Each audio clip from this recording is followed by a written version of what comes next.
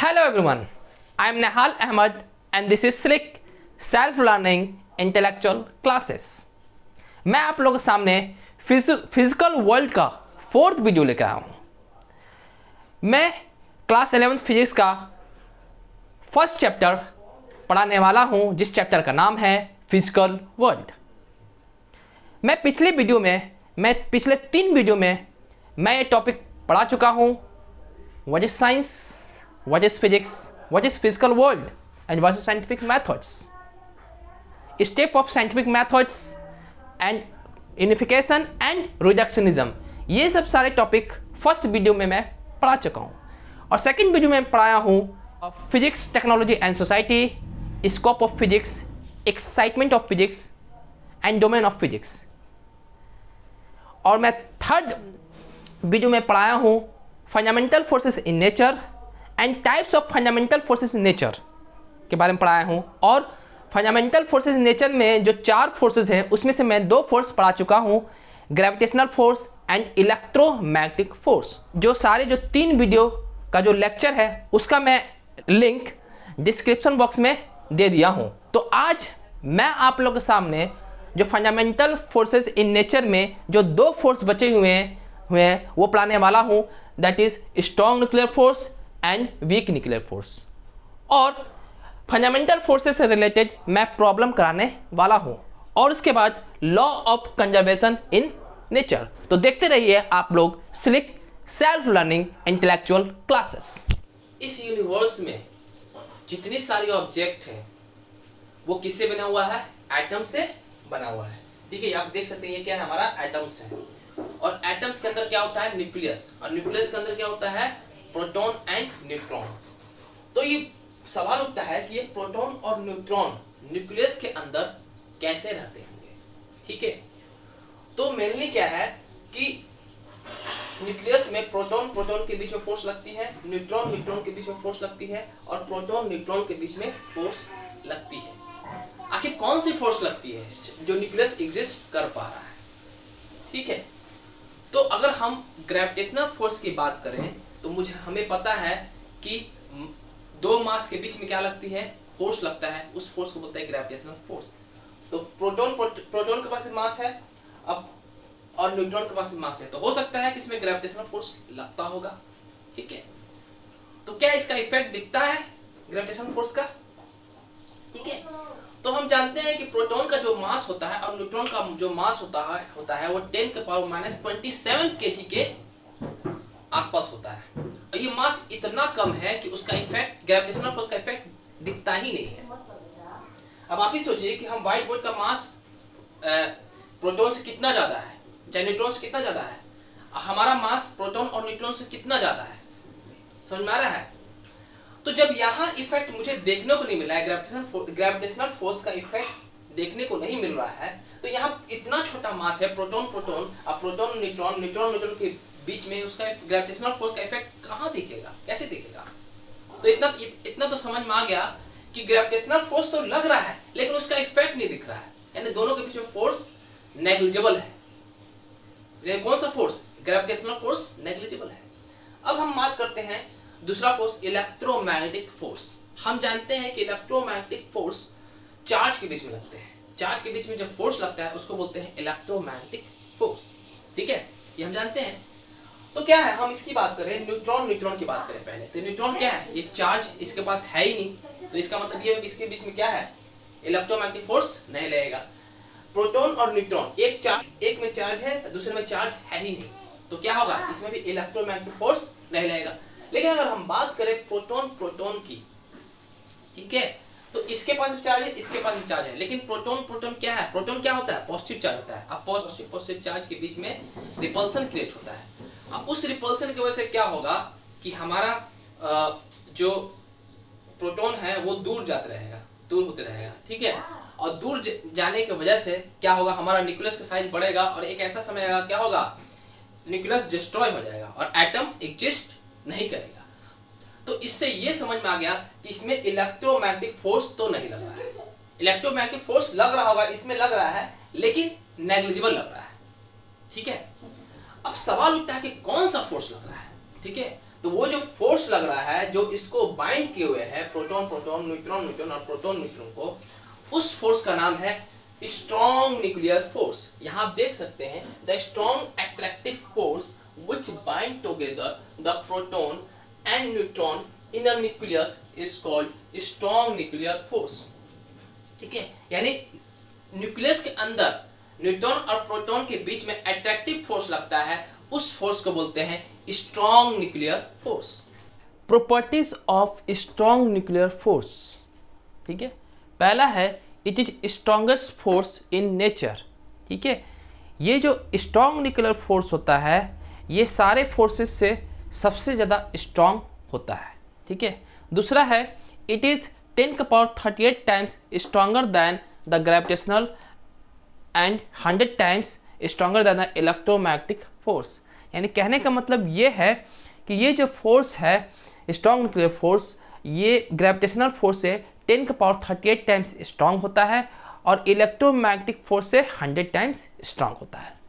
तीसरा है it is a short range force that operates over a range of nucleus. यानी कहने का मतलब ये है कि जैसे हमारा क्या है, ये हमारा एटम है और ये हमारा न्यूक्लियस है। ठीक है, तो यहाँ सेंटर से लेकर यहाँ जो डिस्टेंस होता है, इसका जो डिस्टेंस जो होता है 10⁻⁻15 होता है। ठीक है, तो न्यूट्रॉन और प्रोटॉन जो के बीच में जो फोर्स लग रहे हैं वो क्या होता है, बेसिकली इस पूरा न्यूक्लियस के अंदर ही लगेगी। ठीक है, तो ये हमारा रेंज है। इसको शॉर्ट रेंज फोर्स क्यों बोलते हैं? इसलिए बोलते हैं क्योंकि इसका जो रेंज है, जो न्यूट्रॉन प्रोटॉन और न्यूट्रॉन प्रोटॉन के बीच में जो डिस्टेंस जो होनी चाहिए वो 10⁻⁻15 मीटर तक होनी चाहिए। ठीक है, इसलिए इसको शॉर्ट रेंज फोर्स बोलते हैं। चौथा पॉइंट है it is basically an attractive force but become repulsive when the distance between the nucleons become less than 0.5 Fermi. ठीक है, 1 फर्मी इक्वल टू क्या होता है, 10⁻⁻15 मीटर होता है।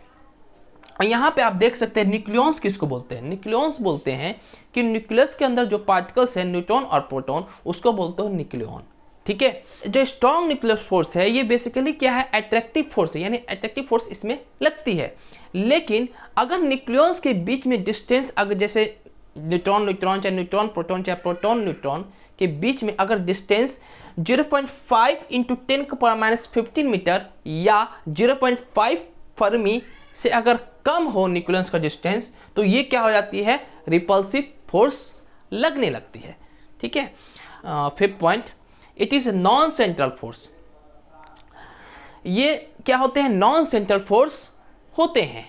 ठीक है, छठा होता है it has charge independent character.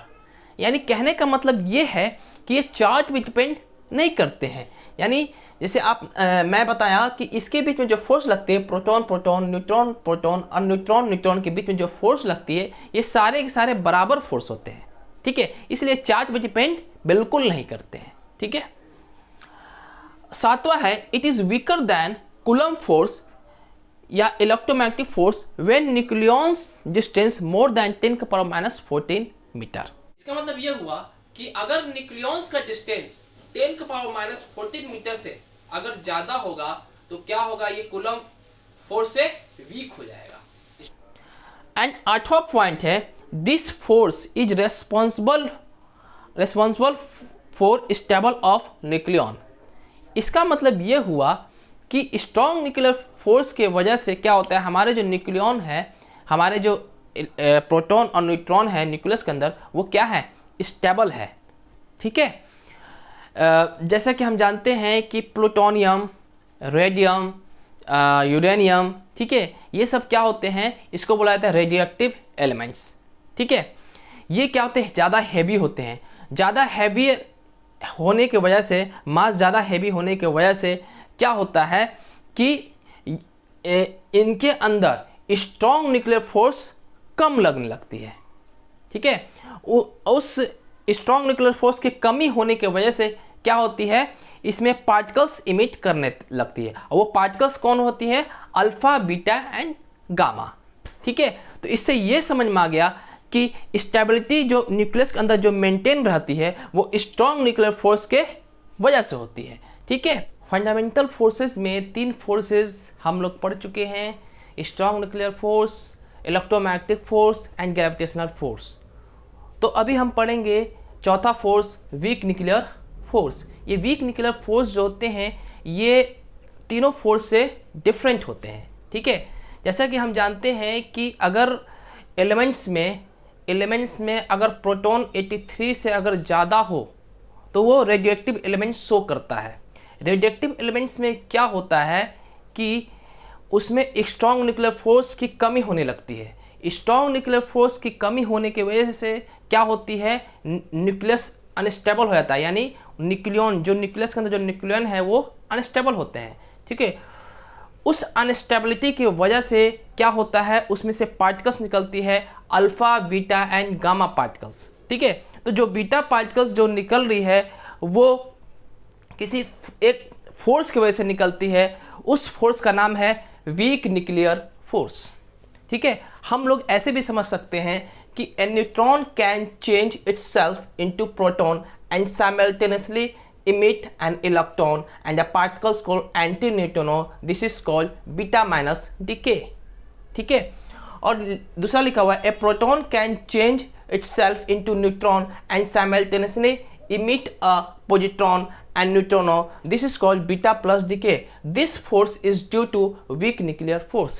इसका कहने का मतलब ये है कि जब न्यूट्रॉन से जब प्रोटॉन में जब चेंज होगा तो क्या निकलेगा, इलेक्ट्रॉन निकलेगा और एंटी न्यूट्रॉन निकलेगा। ठीक है, इसी को बोलते हैं बीटा माइनस डिके। हालांकि जो बीटा पार्टिकल्स जो निकल रहे हैं वो कौन हो रहे हैं, ये है इलेक्ट्रॉन। ठीक है, और दूसरा में है क्या हो रहा है कि प्रोटॉन जो हो रहा है, प्रोटॉन क्या हो रहा है, न्यूट्रॉन में चेंज हो रहा है। ठीक है, तब जब प्रोटॉन न्यूट्रॉन में चेंज होगा तो उसी के साथ साथ क्या निकलेगा, पॉजिट्रॉन भी निकलेगा और न्यूट्रिनो भी निकलेगा। उसी को बोलते हैं बीटा प्लस डिके। तो इसमें बीटा पार्टिकल्स क्या होता है, पॉजिट्रॉन होता है। यानी बीटा पार्टिकल्स में मुझे ये समझ में आ गया कि बीटा प्लस डिके भी होता है और बीटा माइनस भी डिके होती है। ठीक है, तो जो बीटा प्लस डिके जो निकला, बीटा माइनस जो डिके हुआ, यानी जो न्यूट्रॉन से प्रोटॉन में चेंज हुआ, प्रोटॉन से न्यूट्रॉन में जो चेंज हुआ, ठीक है, वो किस वजह से हुआ, वो वीक न्यूक्लियर फोर्स के वजह से हुआ। ठीक है, और आप इसमें देख सकते हैं टर्म्स आया है एंटी न्यूट्रोनो एंड पॉजिट्रॉन एंड न्यूट्रोनो। ये होता क्या है, ठीक है, एंटी न्यूट्रोनो एंड न्यूट्रोनो एंड पॉजिट्रॉन ये क्या होते हैं, सब एटॉमिक पार्टिकल्स होते हैं। और एंटी न्यूट्रोनो का जो इलेक्ट्रिकल चार्ज होता है वो 0 होता है और इसका मास भी क्या होता है, नेग्लिजिबल होता है, यानी इसका मास भी मान सकते हैं कि ये 0 होता है। ठीक है, न्यूट्रोनो भी क्या होता है, ये भी इलेक्ट्रिकल चार्ज इसका क्या होता है, 0 होता है और इसका मास भी क्या होता है, मान सकते हैं कि ये 0 होता है। यानी कि जैसे एलिमेंट्री जो पार्टिकल्स उससे बहुत कम होता है, तो हम कह सकते हैं कि इसका मास क्या होता है, ये भी 0 होता है। ठीक है, अब पॉजिट्रॉन जो है इसका ये क्या होता है, एंटी पार्टिकल्स ऑफ इलेक्ट्रॉन, यानी इलेक्ट्रॉन का एंटी पार्टिकल्स होता है। जैसे कहने का मतलब ये है कि पॉजिट्रॉन और इलेक्ट्रॉन का मास तो सेम होगा लेकिन जो चार्ज होगा वो अपोजिट होगा। इलेक्ट्रॉन का नेगेटिव चार्ज होता है तो पॉजिट्रॉन का क्या होगा, प्लस चार्ज होगा। Properties of nuclear force, it operates only through a range of nuclear size 10⁻⁻15 metre.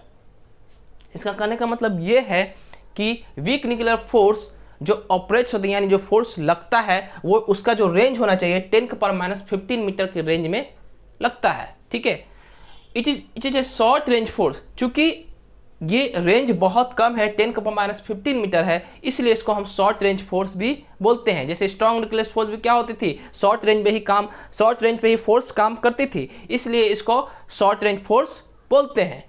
तीसरा है it is 10⁻25 times stronger than gravitational force. ये ग्रेविटेशनल फोर्स से 10⁻25 टाइम्स स्ट्रॉन्गर होता है। ठीक है, अगर हम बात करें strength of fundamental forces in nature, यानी कहने का मतलब ये है कि कौन सबसे ज़्यादा स्ट्रॉन्ग है और कौन सबसे ज़्यादा वीक है, तो आइए हम उसका कंपैरिजन करें, comparison of fundamental forces in nature. ठीक है, तो सबसे ज़्यादा स्ट्रॉन्गेस्ट फोर्स कौन सा है, स्ट्रॉन्ग न्यूक्लियर फोर्स, फिर इसके बाद इलेक्ट्रोमैग्नेटिक फोर्स, तीसरा है वीक न्यूक्लियर फोर्स एंड चौथा है ग्रेविटेशनल फोर्स। ठीक है, इससे हमें समझ में आ गया कि सबसे ज़्यादा स्ट्रॉन्गेस्ट फोर्स कौन होता है, स्ट्रॉन्ग न्यूक्लियर फोर्स, और सबसे वीक कौन होता है, ग्रेविटेशनल फोर्स। बेसिकली जो मैं अभी बताने वाला हूँ वो आप लोग को 11th में तो नहीं पढ़ना है, या आप लोग को बीएससी और एमएससी में पढ़ना है, लेकिन थोड़ा बहुत आप इसके बारे में जान लें, कम से कम थोड़ा बहुत नॉलेज ले लें तो ज़्यादा सही होगा। ठीक, तो हमारा टॉपिक क्या है देख लीजिए, reason for changing neutron to proton and proton to neutron, यानी कैसे, कौन सा रीज़न है जो न्यूट्रॉन प्रोटॉन में चेंज होता है और प्रोटॉन न्यूट्रॉन में चेंज होता है। ठीक है, तो इसका रीज़न ये है कि क्वार्क्स के एक्सचेंज होने से हमारा प्रोटॉन न्यूट्रॉन में चेंज होता है और न्यूट्रॉन प्रोटॉन में चेंज होता है। तो ये आखिर ये क्वार्क्स है क्या? क्वार्क्स एक सब एटॉमिक पार्टिकल्स होता है जो प्रोटॉन का पार्टिकल्स होता है।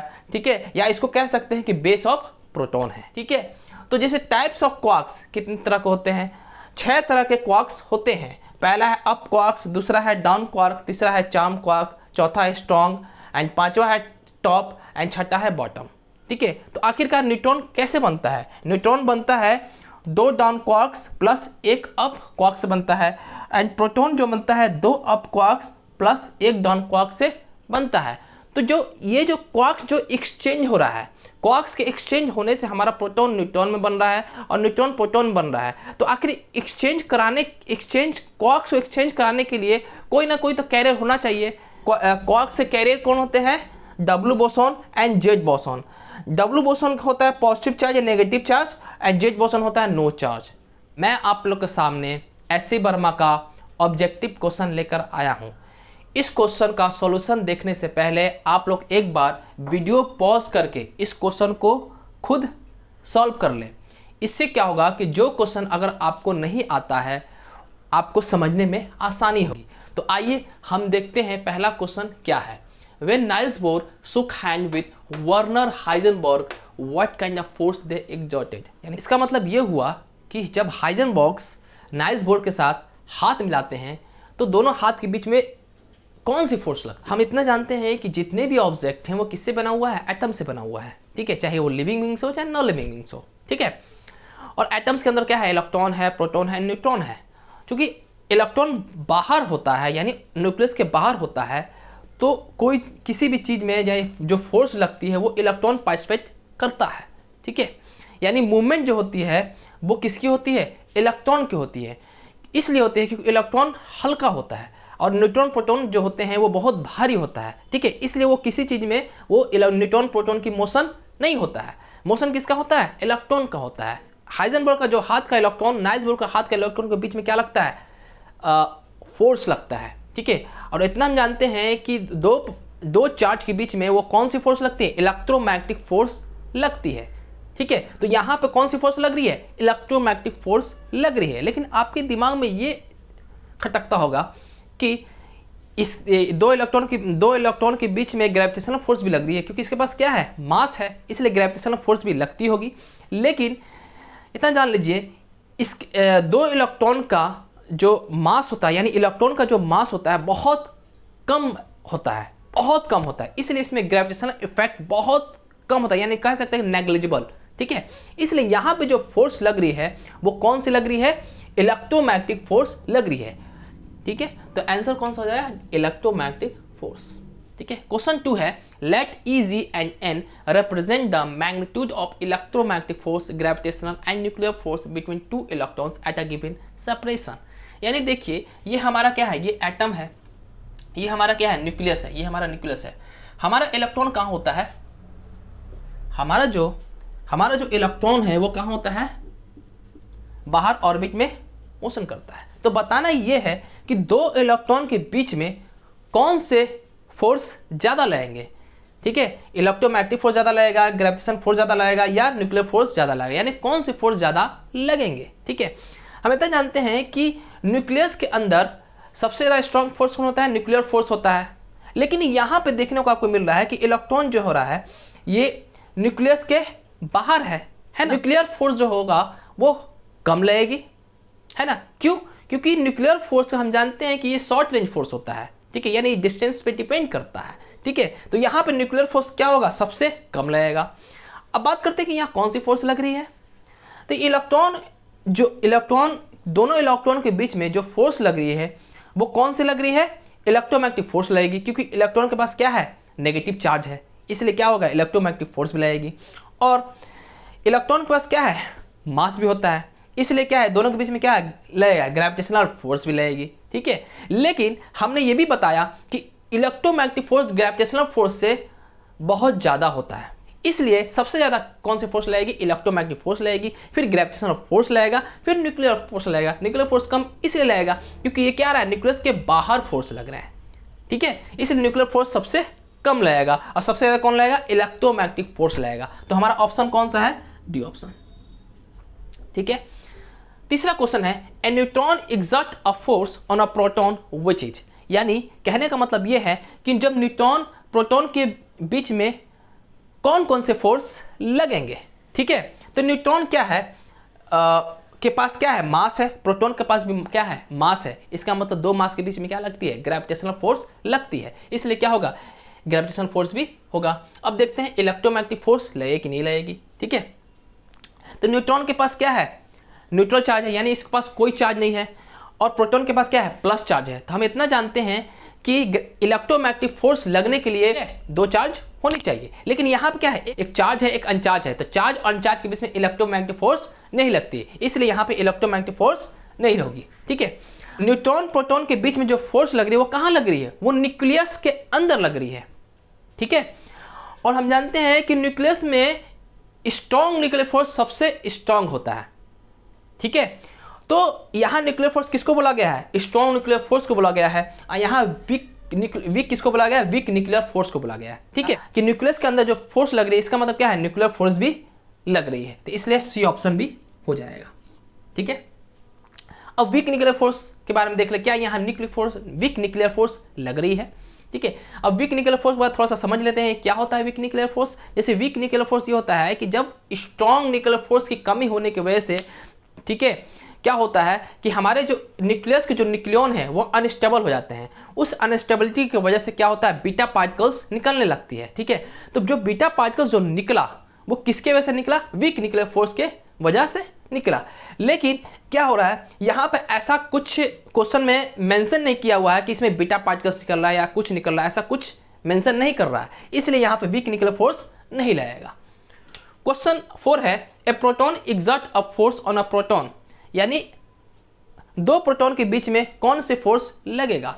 अब प्रोटॉन के पास क्या है, मास है, तो दो मास के बीच में क्या लगेगी, ग्रेविटेशन फोर्स लगेगा, तो क्या हो जाएगा, ग्रेविटेशन फोर्स लगेगा। अब देखते हैं कि क्या इलेक्ट्रोमैग्नेटिक फोर्स लगेगी। अब प्रोटॉन के पास, दोनों प्रोटॉन के पास क्या है, प्लस चार्ज है, तो दो चार्ज के बीच में क्या होती है, इलेक्ट्रोमैग्नेटिक फोर्स लगती है, इसलिए क्या होगा, इलेक्ट्रोमैग्नेटिक फोर्स होगी। अब प्रोटॉन के बीच में फोर्स कहाँ लगती है, वो न्यूक्लियस के अंदर लगती है, इसलिए यहाँ पे न्यूक्लियर फोर्स लगेगा। न्यूक्लियर फोर्स जो है, यानी इसमें कोई ऐसा क्वेश्चन मेंशन नहीं किया है कि इसमें से बीटा पार्टिकल्स निकल रही है। ठीक है, इसलिए यहाँ पे वीक न्यूक्लियर फोर्स नहीं होगा, तो इसका आंसर कौन हो जाएगा, ए, बी और सी। Law of conservation in nature, everywhere in the universe law of nature are same, यानी कहने का मतलब ये है कि इस यूनिवर्स में जो भी लॉज हैं उसका नेचर सेम होगा। यानी कहने का मतलब ये है कि जहाँ जहाँ ग्रेविटेशनल फोर्स का लॉ है, ठीक है, उसका जो नेचर होगा सब जगह सेम होगा।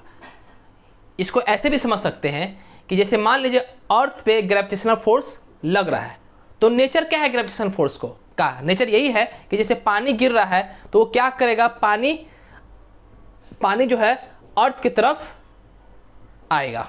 ठीक है, कोई भी ऑब्जेक्ट है वो हमेशा अर्थ की तरफ ही नीचे गिरेगा। अब मान लीजिए मार्स है, मार्स के पास क्या है, ग्रेविटेशनल फोर्स है, तो अगर कोई पानी गिर रहा है नीचे, पानी गिर रहा है, चाहे ऑब्जेक्ट जो गिर रहा है वो किसके तरफ गिरेगा, मार्स की तरफ ही गिरेगा। जैसे मान लेते हैं मून है, मून के पास मान लीजिए ग्रेविटेशनल फोर्स है, तो क्या होगा, उस वहाँ का जो पानी है चाहे ऑब्जेक्ट है वो मून की तरफ गिरेगा। यानी इसका मतलब ये हुआ कि ग्रेविटेशनल फोर्स का जो लॉज का नेचर है वो हर जगह क्या हो रहा है, हर जगह क्या हो रहा है, सेम हो रहा है। ठीक है, दूसरा देखिए यहाँ पे, in any physical phenomena governed by different forces, several physical quantities may change with time, but some physical quantities remain constant with time. These are conserved quantities in nature. यानी कहने का मतलब ये है कि कि बहुत सारे जो फिजिकल फिनोमेना होते हैं, जैसे बारिश होती है, लाइटनिंग होती है, अर्थक्वेक आते हैं, वोल्केनिक इरप्शन होते हैं, ऑब्जेक्ट ऊपर से नीचे गिरता है, यानी बहुत सारे जो फिजिकल फिनोमेना होते हैं वो किसके वजह से होते हैं? किसी फोर्स की वजह से होते हैं या किसी फिजिकल क्वांटिटीज़ के होते हैं। ठीक है, तो ये जो फिजिकल क्वांटिटीज़ हैं वो टाइम के रेस्पेक्ट क्या होते हैं? चेंज होते जाते हैं, ये चेंज होते रहते हैं, या कुछ ऐसे फिजिकल क्वांटिटीज़ हैं जो टाइम के रेस्पेक्ट में चेंज नहीं होते हैं। जैसे मिसाल के तौर पे क्या है कि जैसे कोई वेलोसिटी है, कोई बाइक है 40 किलोमीटर पर आवर से चल रहा है। ठीक है, समझ में आ रहा है? तो देखते हैं कि 1 घंटा में देख रहे हैं कि वो जो बाइक का जो स्पीड है वो 40 किलोमीटर ही है। फिर दूसरा घंटा में देख रहे हैं कि बाइक का जो स्पीड है वो 40 किलोमीटर ही है। तीसरा घंटा में भी देख रहे हैं कि बाइक का जो स्पीड है वो 40 किलोमीटर ही है। इसका मतलब क्या है? ये जो क्वांटिटीज है वो क्या हो रहा है? कांस्टेंट रह रहा है। ठीक है, ऐसे क्वांटिटीज को बोलते हैं कंजर्व्ड क्वांटिटीज। क्या बोलते हैं? These are conserved quantities in nature. ठीक है, अब वो कौन कौन से जो क्वांटिटीज हैं जो कंजर्व होते हैं, आइए देख लेते हैं।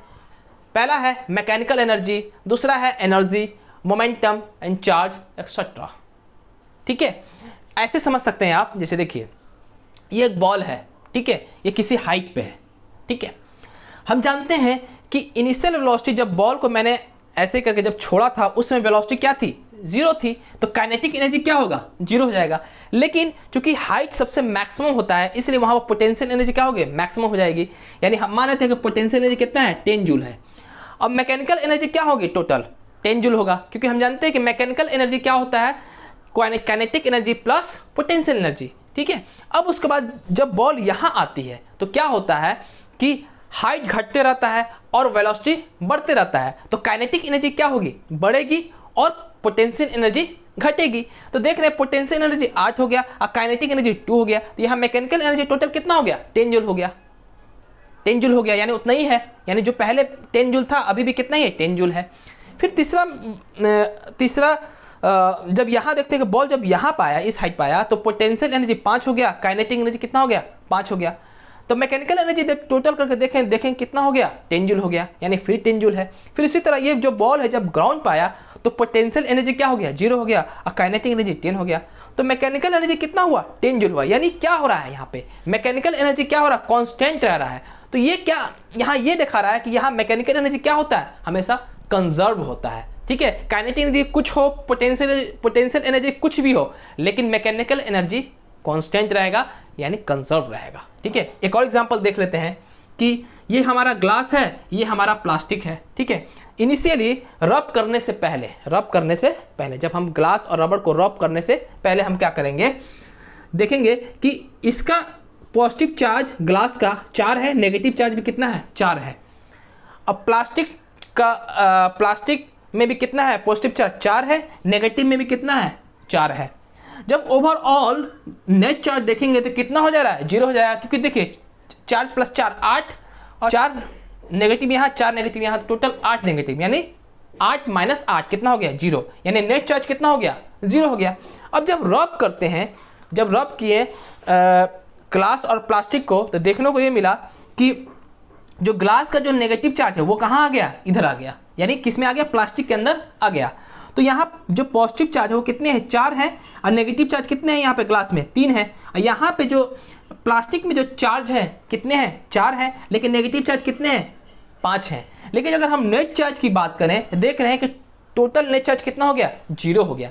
यानी यहाँ देखने को ये मिल रहा है कि हमारा जो चार्ज है वो कितना रह रहा है? कांस्टेंट रह रहा है, यानी चार्ज में वेरिएशन नहीं आ रही। यानी टोटल ओवरऑल की बात करें तो नेट चार्ज क्या है? हमारा कांस्टेंट है। तो हम कह सकते हैं यहाँ पे कि चार्ज भी क्या है? यहाँ पे कंजर्व है। ठीक है, अब यहाँ लिखा हुआ है this physical quantities are not only scalar but also vector. यानी कहने का मतलब ये है कि जो भी फिजिकल क्वांटिटीज, ऐसा नहीं है कि हर एक फिजिकल क्वांटिटीज स्केलर होते हैं, वेक्टर भी होते हैं। जैसे जो मोमेंटम होता है वो हमारा क्या होता है? वेक्टर क्वांटिटीज होते हैं।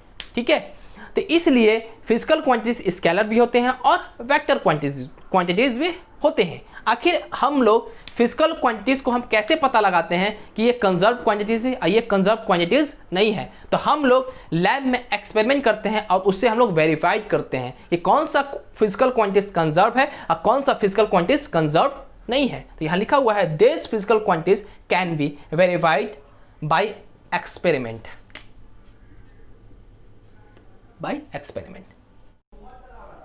इसी के साथ फिजिकल वर्ल्ड कंप्लीट होता है और मैं नेक्स्ट जो वीडियो लाने वाला हूँ बहुत जल्द, उस चैप्टर का नाम है फिजिक्स है, ये सेकंड चैप्टर है और उस चैप्टर का नाम है यूनिट्स एंड मेजरमेंट। मैं आप लोगों के सामने आखिरी में यही कहना चाह रहा हूँ कि इस वीडियो में जो भी कमियाँ हैं प्लीज़ कमेंट बॉक्स में कमेंट करें ताकि मैं आने वाला जो नेक्स्ट वीडियो है उस कमियों को दूर कर सकूं। Thanks for watching my video.